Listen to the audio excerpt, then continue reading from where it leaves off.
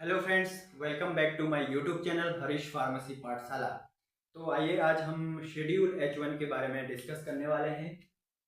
Schedule H1 drugs, ठीक है। ये वीडियो उनके लिए महत्वपूर्ण होने वाली है जो एक मेडिकल स्टोर चला रहे हैं, जो एक मेडिकल स्टोर खोलना चाहते हैं और जो एक हॉस्पिटल में फार्मेसी चला रहे हैं, उनके लिए वीडियो बहुत महत्वपूर्ण होने वाली है। तो टोटल जो शेड्यूल H1 ड्रग्स होती है वो 46 होती है और जो सबसे ज़्यादा बिकने वाली दवाएं वो 6-7 मेडिसिन है।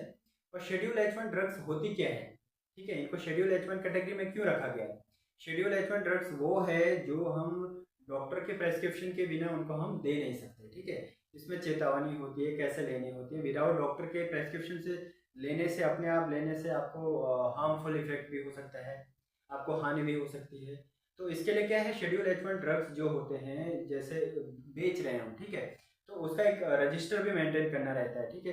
वो तो एक रजिस्टर होता है, वो किस फॉर्मेट में बनाना होता है वो भी मैं आपको इस वीडियो में बताऊंगा, ठीक है। तो शेड्यूल H1 ड्रग्स कौन कौन से हैं, जो 6-7 ड्रग्स हैं वो उनके बारे में जो ज़्यादा बिकती हैं उसके बारे में डिस्कस करूंगा। तो एक अल्प्राजोलम करके आता है, अल्प्रेक्स नाम से भी आता है, जो बहुत ज़्यादा बिकती है। ये शेड्यूल H1 ड्रग्स में भी आती है और नार्कोटिक्स ड्रग्स में भी आती है, ठीक है। फिर आती है सफिक्सिन। सफिक्सिन एक एंटीबायोटिक्स है, तो आमतौर पर फीवर वगैरह ये सब एंटीबायोटिक्स के रूप में ली जाती है, ठीक है। ब्रांड नेम इसका मार्केट में जेफी करके, जेफी 200 है, टैक्सिमो 200 है, ठीक है। तो उसके बाद आता है सेफ्ट्रिएक्सोन इंजेक्शन। ये भी एंटीबायोटिक्स है, इंजेक्शन इसके बारे में भी आपने सुना होगा काफ़ी बार, ठीक है। फिर आता है सिफोटैक्सिन। सिफोटैक्सिन भी एंटीबायोटिक्स है, ये भी शेड्यूल H1 की कैटेगरी में आता है। और उसके बाद आता है मॉक्सिफ्लोक्सासिन। मॉक्सिफ्लोक्सासिन ये मार्केट में मॉक्सिसिफ वगैरह के नाम से भी आता है, ये भी शेड्यूल H1 का ड्रग्स है। फिर लिवोफ्लोक्सासिन है, ये भी एंटीबायोटिक्स है, इसको ट्यूबरकुलोसिस वगैरह के डिजीज में भी एंटीबायोटिक के रूप में लिया जाता है, ठीक है। फिर ट्रामाडोल है, ट्रामाडोल नार्कोटिक में भी आता है, शेड्यूल H1 में भी आता है।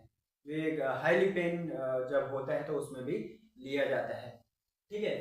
तो आप समझ गए होंगे, अल्प्रेक्स, अल्प्राजोलम है, सिफोटैक्सिन है, सेफ्ट्रिएक्सोन है, ठीक है, ट्रामाडोल है, लिवोफ्लोक्सासिन है, मॉक्सिफ्लोक्सासिन है। जो ये मेन 6-7 दवाइयाँ हैं उनका रजिस्टर आपको मेंटेन करना ही होता है, ठीक है।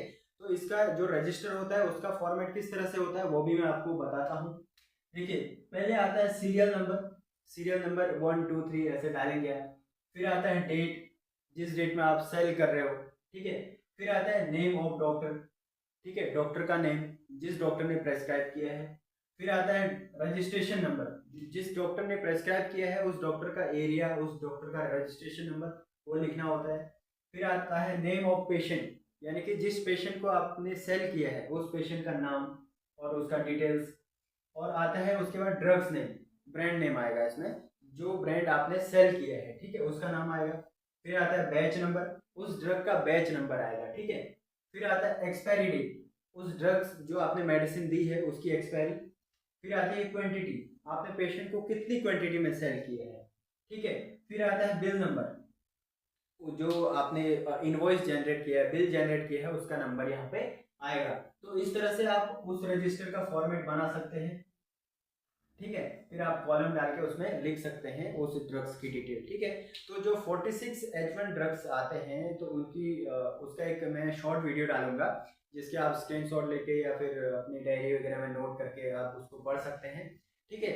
जो अभी WHO ने एक शेड्यूल H1 की ड्रग्स में ऐड किया है जो मलेरिया में काम आता है, वो होता है हाइड्रोक्सीक्लोरोक्विन, ठीक है। इसको भी शेड्यूल H1 में रखा है हाल ही में।